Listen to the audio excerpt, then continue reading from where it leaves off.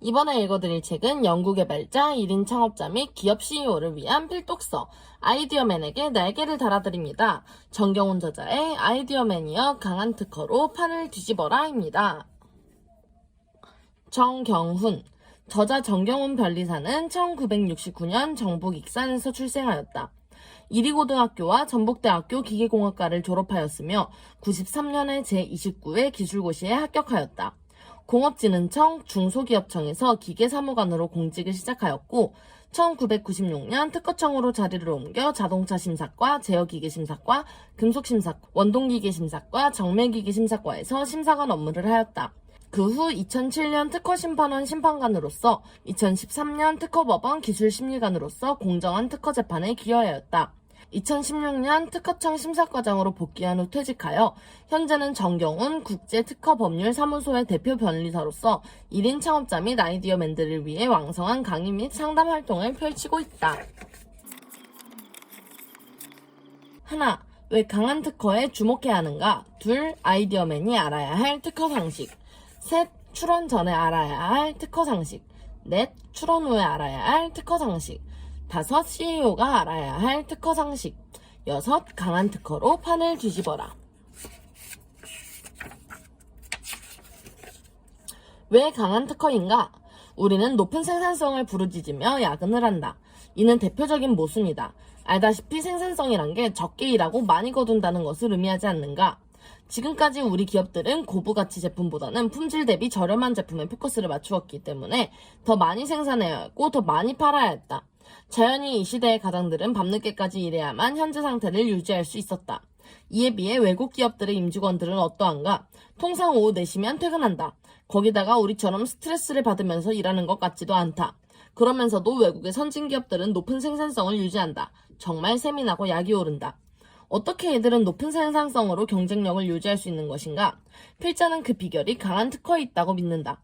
그동안 우리 기업들이 외국 선진기업들과의 특허 분쟁을 통해서 특허의 중요성을 뼈저리게 체감하게 되었고 특허를 기술개발과 경영의 핵심 전략으로 파악하기 시작하였다는 것은 생산성 향상의 청신호라고도 할 수 있다. 그러나 아직까지 강한 특허에 대한 인식이 부족한 상태이며 강한 특허를 위한 시스템이 갖추어지지 않은 것이 현실이다. 보통 기업들은 특허 보유 건수에만 관심이 있을 뿐 자신의 특허가 어떻게 재산적, 전략적 의미를 가지게 될 수 있을지에 대해서는 별로 생각하지 않는 것 같다. 특허라고 해서 모두 같은 특허가 아님에도 불구하고 특허를 받는 것 자체에만 목을 맨다. 특허에는 강한 특허가 있고 약한 특허가 있다. 등록되었다고 해서 모두 강한 특허가 아니라는 이야기다. 우리 대한민국은 단일 국가로서는 중국, 미국, 일본 다음으로 특허를 많이 출원한다. 그럼에도 강한 특허와 약한 특허에 대한 관심이 정말 적다. 허수아비는 참새를 쫓기 위한 것이다. 그러나 이제 참새들이 허수아비를 두려워하지 않는다고 한다. 허수아비가 자신들을 잡을 수 없다는 것을 알기 때문이다. 이와 같이 약한 특허는 특허 모형을 갖추고 있지만 경쟁자를 따돌릴 수 없고 로열티를 받을 수도 없는 나쁜 특허이다. 특허는 비용이 매우 많이 소요되는 투자이다. 선진기업들의 강한 특허는 투자한 비용보다 더 많은 돈을 벌어들이는 좋은 특허지만 후진기업들의 약한 특허는 돈을 벌어들이기는커녕 오히려 기업의 공간을 축내는 나쁜 특허이다. 최근 연구개발에 대한 깊은 관심으로 국내 기업과 대학들의 특허 출원이 급증하고 있다. 대기업뿐만 아니라 중소기업들조차도 특허를 비롯한 지적재산권을 확보하기 위해 눈을 부릅뜨기 시작했다. 이제 우리의 산업구조가 제조업 중심에서 R&D 중심으로 변화되고 있음을 말해준다. 그러나 좋은 특허를 기반으로 하는 지식재산권이 뒷받침되지 않는 지식산업사회는 공연불에 불과하게 될 것이다. 이제 변해야 할 때가 왔다. 허수아비와 같은 약한 특허가 아니라 탱크와 같이 먼 거리에서도 적을 꼼짝 못하게 하는 강한 특허가 되어야 한다. 이를 위해서는 기업들이 특허의 많고 적음이 아니라 강한 특허에 대한 인식을 가져야 한다. 강한 특허는 황새의 긴 다리와 같다. 뱁새는 짧은 다리로 쉬지 않고 쫓아가야만 한다. 강한 특허가 없으면 우리는 낮은 생산성으로 영원히 외국 선진기업들을 쉬지 않고 뒤쫓아가야 한다. 선진기업일수록 강력한 특허에 관심을 가진다. 그들은 특허 등록 건수만을 이야기하지 않는다. 그들이 원하는 것은 경쟁자를 물리칠 수 있는 강한 특허이다. 삼성과 애플은 수천 개의 특허를 가지고 있지만 실제 특허 전쟁에서 싸움에 투입되는 특허는 단지 몇 개에 불과하다. 외국의 기업들은 CEO가 직접 나서서 특허를 챙긴다. 스티븐 잡스, 일론 머스크, 제임스 다이슨 등 엔지니어 출신의 CEO들이 얼마나 강한 특허에 대해서 잘 알고 꼼꼼하게 전략을 세우며 준비했는지 알면 온몸에 소름이 돋는다. 이들은 강한 특허가 시장에서의 승부를 가른다고 생각하고 있다.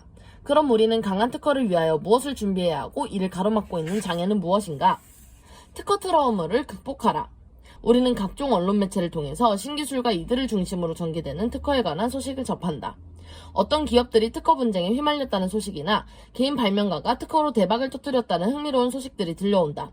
하지만 특허 문제는 속을 이해할 수 없는 블랙박스와 같아서 특허에 대한 소식들은 흥미로운 동시에 알 수 없는 답답함과 불안감을 제공한다. 때문에 우리는 특허 제도가 필요한 제도라고 생각하면서도 다른 한편 왠지 모를 불안감을 느낀다.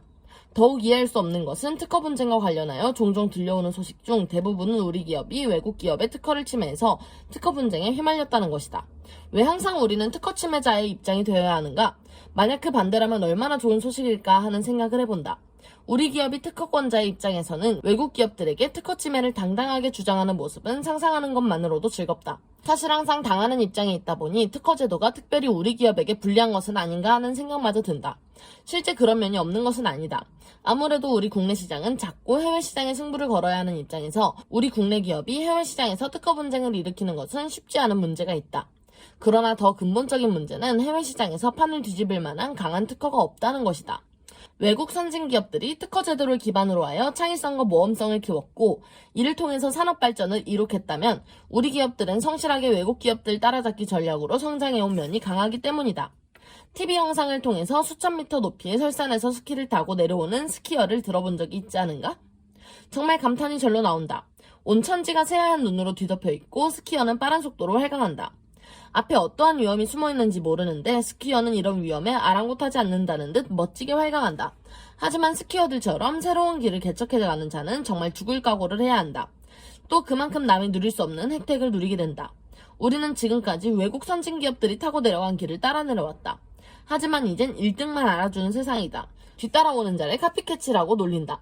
따라하다가 특허 소송에 휘말리게 되므로 이 길도 결코 안전하지가 않다.